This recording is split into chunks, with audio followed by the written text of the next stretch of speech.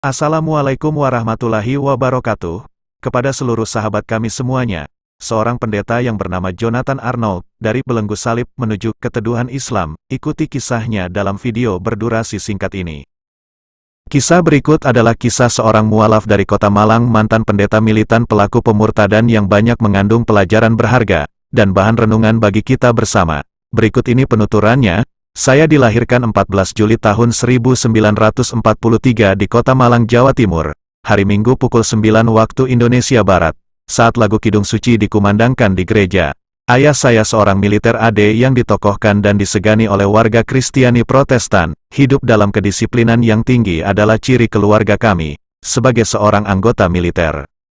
Ayah saya telah menerapkan kedisiplinan yang tinggi dalam kehidupan kami dan sebagai seorang Kristiani yang ditokohkan, maka ayah saya termasuk yang sangat tidak bersahabat dengan umat Islam. Saya masih ingat betapa hebatnya orang tua menanamkan kebencian-kebencian dalam hati saya terhadap Islam. Menurut penuturan ibu, hal itu bermula dari tingkah laku oknum-oknum orang Islam yang banyak membikin sakit hati ayah. Itulah sebabnya saya dilarang bergaul dengan mereka dan selalu diawasi dengan ketat. Pada usia 3 bulan saya dibaptis di gereja GPI Malang dengan nama Jonathan Arnold. 3 tahun kemudian saya mulai sekolah di sekolah minggu, Zondag School, di gereja, sampai kemudian melanjutkan ke SMP dan SLTA Kristen. Menjadi pengkabar Injil, kelebihan-kelebihan saya dalam sastra, kelancaran lidah saya dalam menyampaikan nas-nas Bible, ditunjang dengan keberanian dan penampilan saya yang meyakinkan, maka beberapa sesepuh gereja menyatakan bahwa saya cocok sekali untuk menjadi pengkabar Injil. Inilah alasan ayah saya mengirim saya ke sekolah teologi di kota Batu Malang, nilai akhir yang gemilang dan suksesnya teater yang saya tangani. Para pendeta dan tokoh gereja mendesak orang tua saya agar mau mengirimkan saya ke Universitas Leiden, Belanda. Perjalanan ke negeri kincir angin saya lewati dengan mulus. Saya memilih jurusan pekabaran Injil dan filosofia. Prinsip mata kuliahnya tidak jauh berbeda dengan yang saya terima di STI Batu Malang. Setelah lulus dari Belanda, saya diangkat menjadi pendeta di Kabupaten Lumajang pada akhir tahun 1967. Saya langsung membentuk misi pekabaran yang sering dikenal dengan istilah Kristenisasi. Apa yang saya lakukan ini bukanlah hal yang baru. Hal ini telah dilakukan sejak zaman Belanda. 2. Perjalanan hidupku sebagai penginjil. Saya susun personil-personil yang cukup terlatih, terampil dan mau bekerja untuk Tuhan. Ramah tamah, murah senyum dan tak kalah pentingnya bekal yang harus dimiliki anggota misi adalah sabar dan tahan pukul. 3. Mencari kelemahan orang Islam sebelum operasi benar-benar mulai. Saya tebarkan anggota misi untuk meneliti dari dekat kehidupan orang-orang Muslim. Dengan 3 faktor ini saya mulai misi. Darah militer orang tua rupanya mengalir dalam tubuh saya. Seperti seorang jenderal mengatur pasukan tempur, saya sebar anggota saya ke daerah-daerah terpencil, berpendidikan rendah dan berekonomi rendah.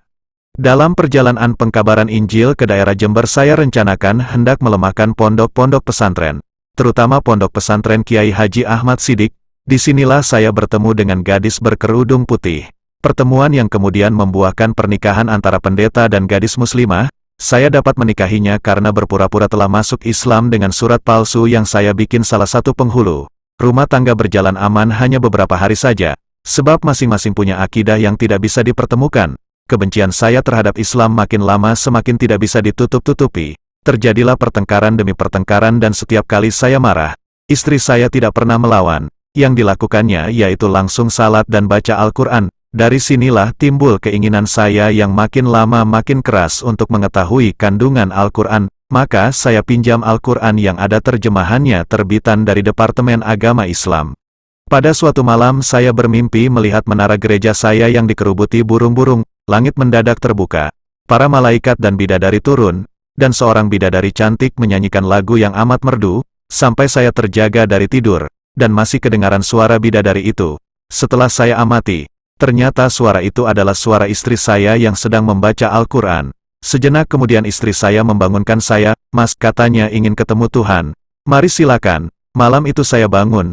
Di luar hujan deras diselingi petir menyambar-nyambar. Saya bangun dan cuci muka lalu duduk di atas sajadah yang biasa digunakan istri saya sholat. Saya memang sering bangun tengah malam. Kalau istri saya sholat, saya cuma berdoa saja. Sementara hujan belum reda saya khusyuk, berdoa sampai tidak terasa air mata saya berlinang. Saya memohon kepada Tuhan, "Ya Tuhan, tolonglah saya, berilah petunjuk kepada saya, kalau memang benar Yesus itu Tuhan, tetapkan hati saya. Akan tetapi kalau bukan, tolong beri saya petunjuk kepada siapa saya harus menyembah. Tiba-tiba badan saya menggigil, keringat dingin mengucur amat derasnya, kembali terngiang suara kiai-kiai, ulama-ulama, yang pernah berdialog dengan saya, bahkan suara dari buku-buku Islam yang saya pelajari, seolah semua berkata, Islam adalah agama yang benar. Iman saya mulai goyang dan tertarik dengan agama Islam. Saya mulai membeli buku-buku Islam, minta bantuan ke kedutaan-kedutaan Islam, bagian penerangan kerajaan Islam Saudi Arabia. Saya datang ke pondok-pondok pesantren mulai dari Banyuwangi sampai ke Kediri. Tidak ada waktu yang berlalu kecuali saya isi dengan belajar perbandingan agama. Saya bertekad mencari kebenaran.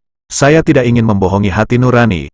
Banyak sekali kebenaran hakiki yang saya jumpai dalam Al-Quran. Semakin lama semakin nampak kejanggalan-kejanggalan dalam Alkitab. Dalam Alkitab banyak sekali pertentangan antara ayat yang satu dengan ayat yang lainnya. Banyak juga berkisah tentang pornografi dan mensifati Tuhan dengan sifat yang mustahil.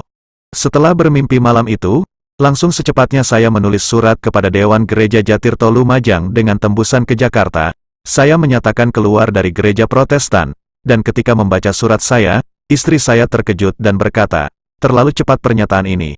Sudahkah Mas pikirkan benar?" Saya jawab, "Bagiku bahkan terlalu lamban. Sekian lamanya aku terombang-ambing antara kebenaran dan ketidakbenaran.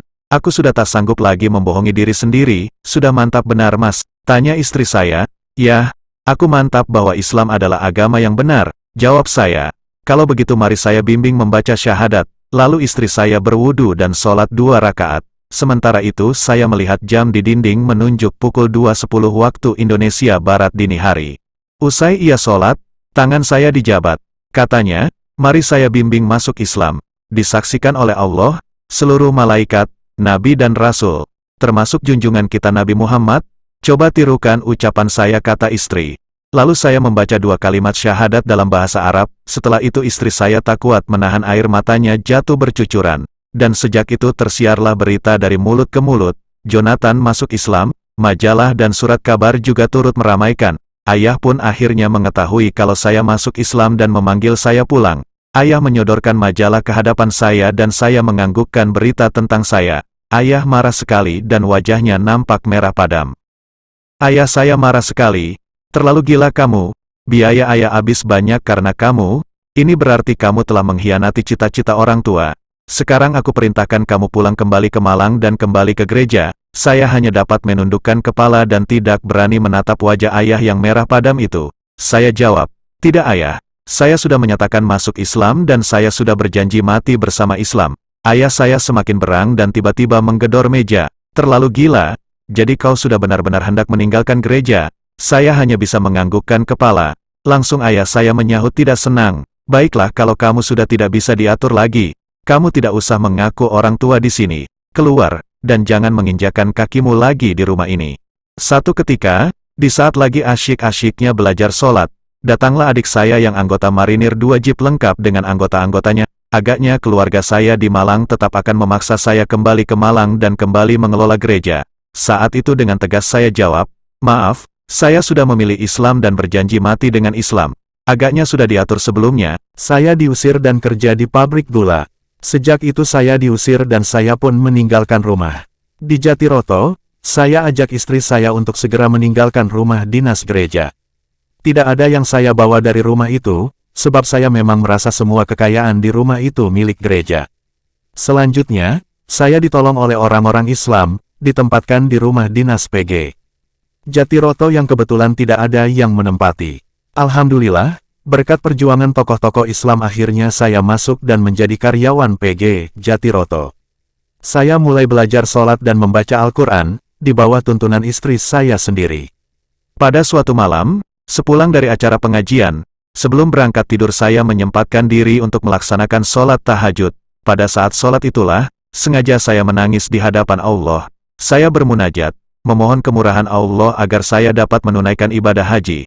Setelah sekian puluh kali hal ini saya lakukan, Allah yang Maha Rahman dan Rahim mendengar munajat saya dan alhamdulillah pada musim haji tahun 1992, di suatu pagi sekitar 3 hari setelah Hari Raya Idul Fitri, datang kepada saya sepucuk surat undangan dari Raja Fat Arab Saudi yang isinya mengundang saya untuk menunaikan ibadah haji.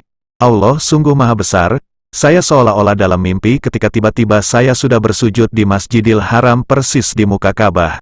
Kala itu air mata saya tak terbendung lagi, mengalir deras membasahi pipi dan seolah-olah menjeritkan suara hati saya. Ya Allah, pada akhirnya telah sampailah perjalanan saya yang sangat meletihkan dari Yerusalem ke Tanah Suci Mekah. Ampuni dan terima taubat hamba-Mu ini dan jadikan hamba-Mu ini termasuk golongan haji yang mabrur. Amin ya robbal alamin. Demikianlah yang dapat kami sampaikan, semoga bermanfaat hendaknya, dan terima kasih atas kunjungan saudara-saudari kami di dunia mualaf. Semoga berita ini menjadi inspirasi buat kita semua, dengan harapan semoga kita selalu istiqomah di jalan Allah. Wassalamualaikum warahmatullahi wabarakatuh.